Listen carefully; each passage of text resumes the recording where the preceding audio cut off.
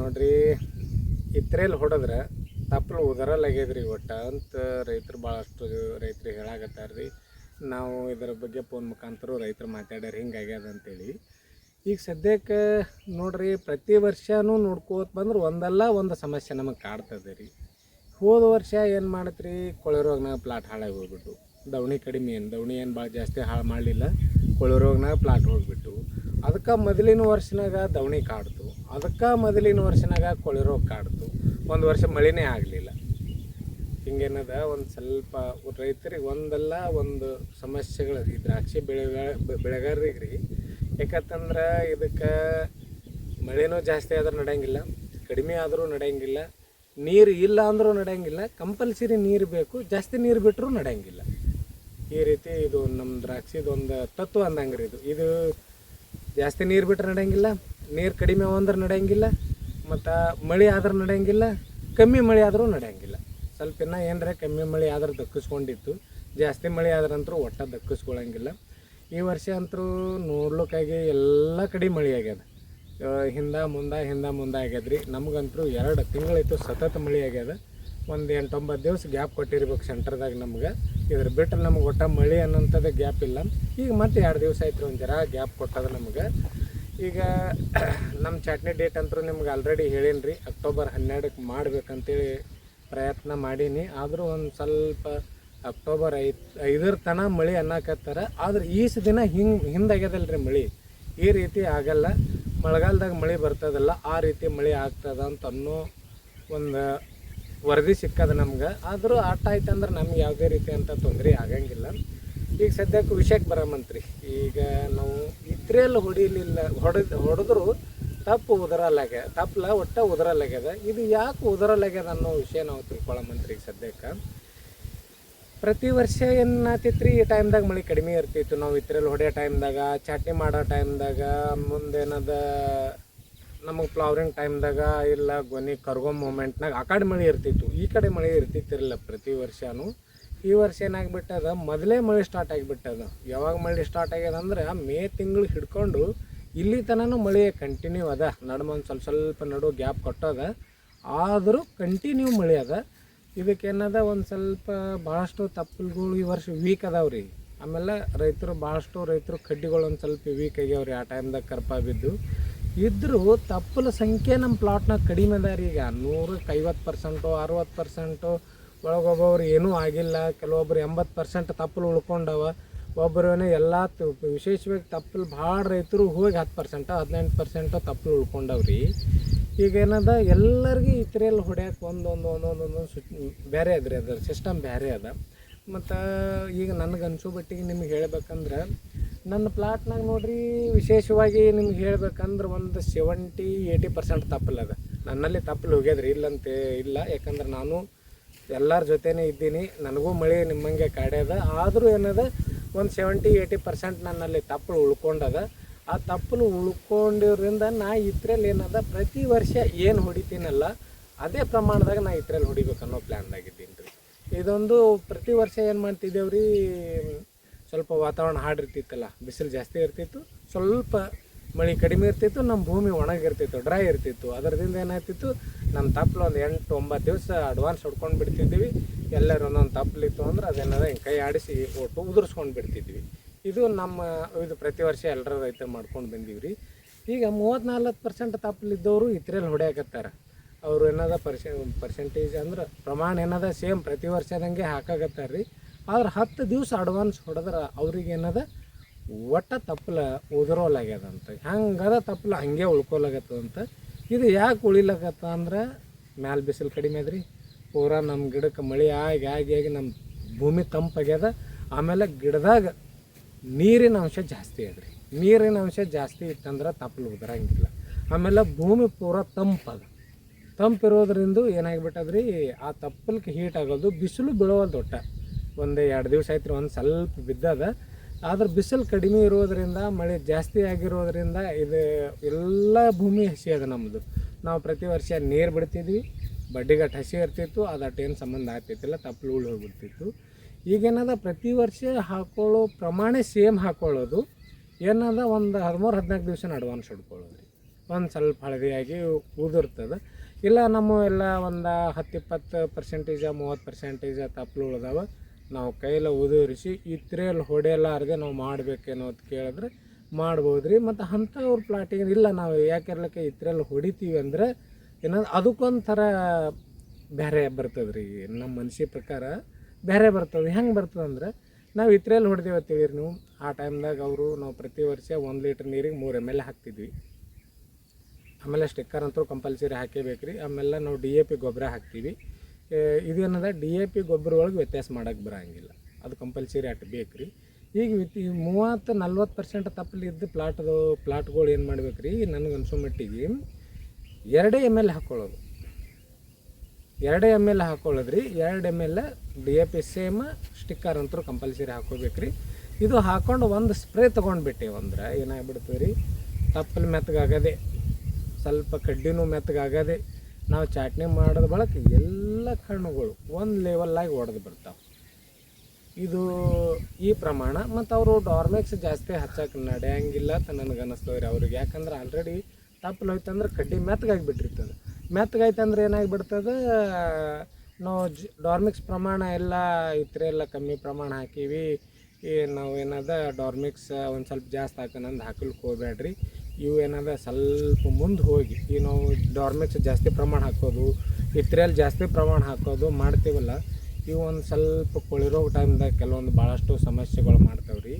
ಈಗ ಇತ್ರೆಯಲ್ಲಿ ಹೊಡೆದ ಪ್ಲಾಟ್ನಾಗ ಸ್ವಲ್ಪ ಹಳದಿ ಜುಳುಕ್ ತಪ್ಪಲು ಬರ್ತಾವೆ ಅಂತ ಹೇಳ್ತಾರೆ ರೀ. ಆಮೇಲೆ ತಪ್ಪಲು ತುಳು ಬರ್ತದೆ, ದಿಪ್ಪು ಬರೋಂಗಿಲ್ಲ ಅಂತಾರೆ.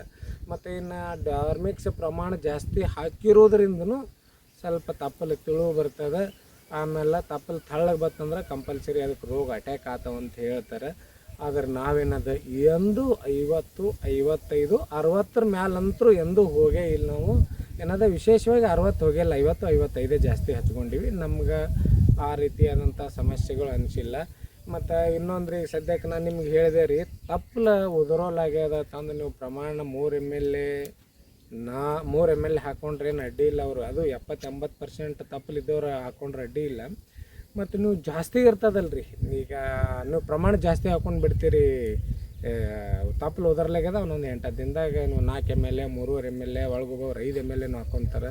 ಗೊಬ್ಬರ ಹೆಚ್ಚು ಕಡಿಮೆ ಹಾಕ್ತೀರಿ, ಒಟ್ಟು ಹಾಕಲಿಕ್ಕೆ ಹೋಗ್ಬೇಡ್ರಿ ಅಂತ. ಆ ರೀತಿ ಹಾಕೋದ್ರಿಂದ ಏನಾಗಿಬಿಡ್ತಾವೆ, ತಪ್ಪಲು ತಿಳು ಬರ್ತದೆ. ಹೇಳ್ದಲ್ಲ ರೀ ನಿಮ್ಗೆ ಇಟ್ಟತನ, ತಪ್ಪಲು ತಿಳು ಬರ್ತದೆ, ಗಪ್ಪನೆ ಆಟೋಮೆಟಿಕ್ ರೋಗಿಗೆ ಅಟ್ಯಾಕ್ ಆಗ್ತದೆ. ಇಲ್ಲ ನಮ್ಗೆ ಹಂಗಾಯ್ತು ಹಿಂಗಾಯ್ತು ಅಂತ ಪ್ರಮಾಣ ಇರಬೇಕು. ನಾನು ನಿಮಗೆ ಪ್ರತಿಯೊಂದು ಮೊದಲಿನ ವಿಡಿಯೋಗಳಿಗೆ ಹೇಳೀನಿ ರೀ, ಪ್ರಮಾಣ ಏನದ. ಕೆಲವೊಬ್ಬರು ರೈತರು ಏನು ಮಾಡ್ತಾರೆ, ಬಾಟ್ಲಿ ತಂದು ಡೈರೆಕ್ಟ್ ಇಟ್ಟು ಹಾಕ್ತಾರೆ, ಹಿಂಗೆ ನೋಡ್ತಾರೆ, ಇಲ್ಲ ಇನ್ನು 300 ml ಅದ, ಇನ್ನು 50 ml ಹಾಕ್ಬೇಕು, ಮತ್ತು ಹಿಂಗೆ ಹಾಕೋದು ಆಗಿರ್ಬೇಕಂತೀವಿ.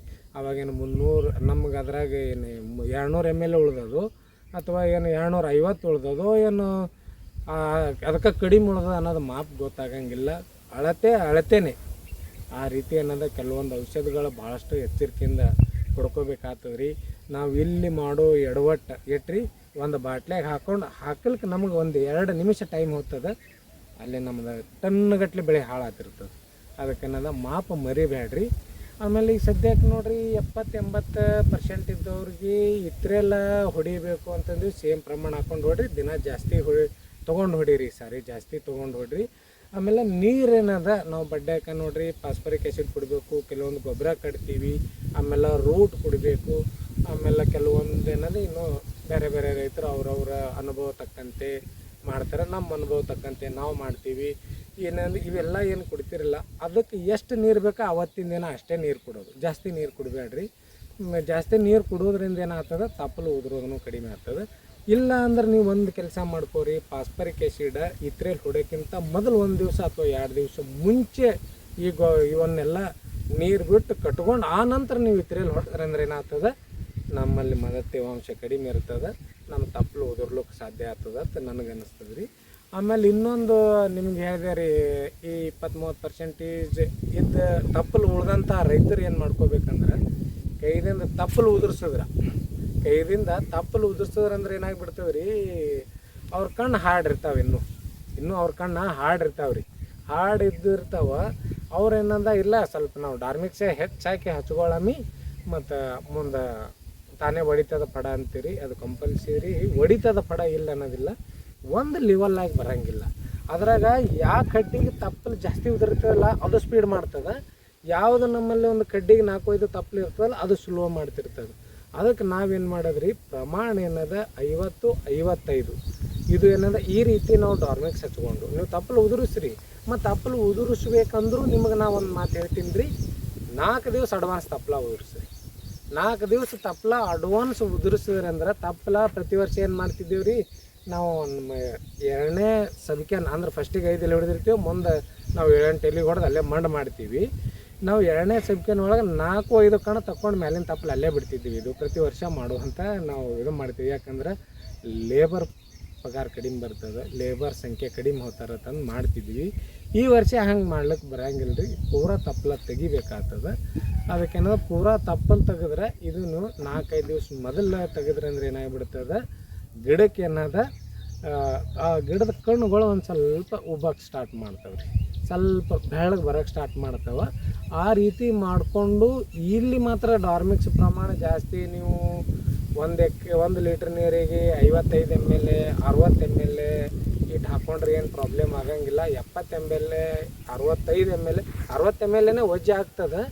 ಆದ್ರೆ ಏನದ ನೀವು ಅಂಥ ಪ್ಲಾಟ್ದವ್ರು ಏನದ 50 ml ಅಥವಾ 55 ml ಹಾಕ್ಕೊಂಡು ಮರುದಿವ್ಸ 100 ಲೀಟ್ರ್ ನೀರಿಗೆ 1 ಲೀಟ್ರ್ ಡಾರ್ಮಿಕ್ಸ್ ಹಾಕ್ಕೊಂಡು 2 ನೌಜಲ್ ಚಾಲು ಇಡ್ರಿ. ನಮ್ಮ ಕಡ್ಡಿಗಳು ಎಲ್ಲಿ ಇರ್ತಾವಲ್ಲ ನಮ್ಮ ಪ್ಲಾಟಿಗೆ 2 ನೌಜಲ್ ಅದು ಸಟ್ ಆಗ್ತದೆ.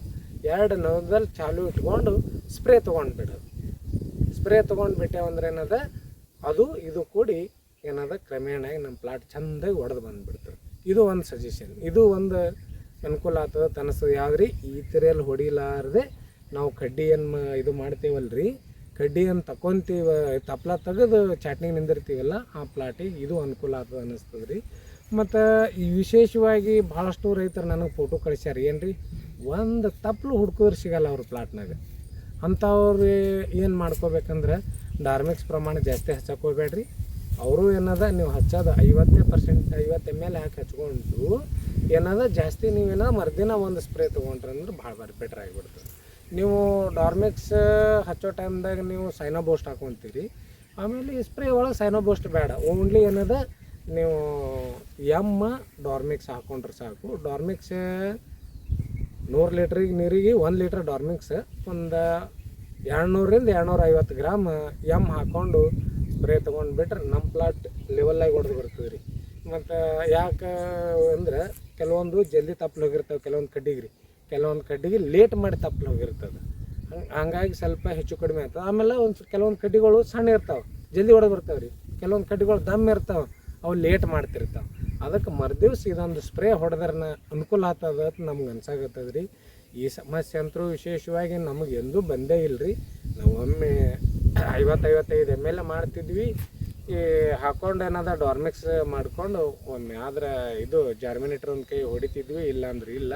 ನಾವು ಸೀದಾ ಕೆಲವೊಂದು ಔಷಧಿಗಳು ನಮ್ಮ ಚಾಟ್ ಯೂಸ್ ಅಥವಾ ಚಾಟ್ ನೋಡ್ಕೊಂಡವ್ರಿಗೆ ಯೂಸ್ ಮಾಡಿದವ್ರಿಗೆ ಗೊತ್ತಿರ್ತದೆ. ಈ ರೀತಿ ಮಾಡಿಕೊಂಡು ಈ ಸಾರಿ ಒಂದು ಸ್ವಲ್ಪ ನೈಟ್ರೋಜನ್ ಯುಕ್ತ ಗೊಬ್ಬರಗಳು, ಕೆಲವೊಂದು ನೈಟ್ರೋಜನ್ ಇರುವಂಥ ಗೊಬ್ಬರಗಳು ಕಡಿಮೆ ಹಾಕೋರಿ ಈ ವಿಡಿಯೋದಾಗೂ ಹೇಳ್ತೀನಿ ರೀ ನಿಮ್ಗೆ. ಯಾಕಂತಂದ್ರೆ ಭಾಳಷ್ಟು ಸಮಸ್ಯೆಗಳು ಅದಾವೆ ರೀ. ಯಾಕಂದ್ರೆ ಇಡೀ ಫುಲ್ ನಮ್ಮ ಗಿಡ ತುಂಬ ನೀರು ಇರೋದರಿಂದ ಸ್ವಲ್ಪ ಗೊನೆ ಬಂದು ಜಲ್ದಿ ಬಿಸಿಲು ಸಂಖ್ಯೆ ಕಡಿಮೆ ತಿಂದಾವ. ಇದರದಿಂದ ಸ್ವಲ್ಪ ವೈಟ್ ಗೊನೆ ಬರ್ತಾವ, ಬಂದು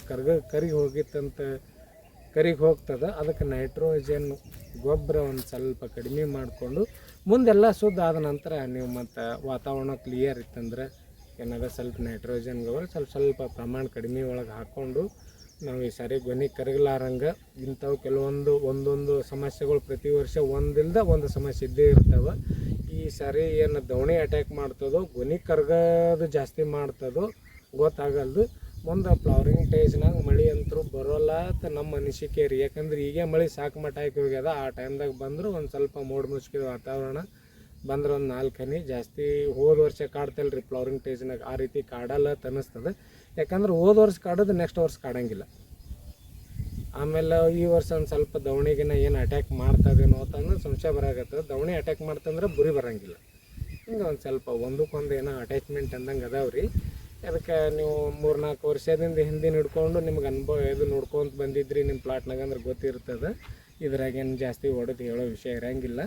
ಇಟ್ಟು ಹೇಳಿ ಈ ರೀತಿ ಇದ್ರಲ್ದು ಏನದ ಒಂದು ಅಡ್ಜಸ್ಟ್ಮೆಂಟ್ ಒಂದು ಇದು ಪ್ಲ್ಯಾನ್ ಹಾಕ್ಕೊಂಡು ನಾವು ಕೆಲಸ ಮಾಡಿದೆವಂದ್ರೆ ನಮ್ಮ ತಪ್ಪಲ ಉದುರ್ತದಂತ ಹೇಳ್ತಾ ಈ ವಿಡಿಯೋ ಇಲ್ಲಿಗೆ ಮುಗಿಸ್ತೀನಿ ರೀ.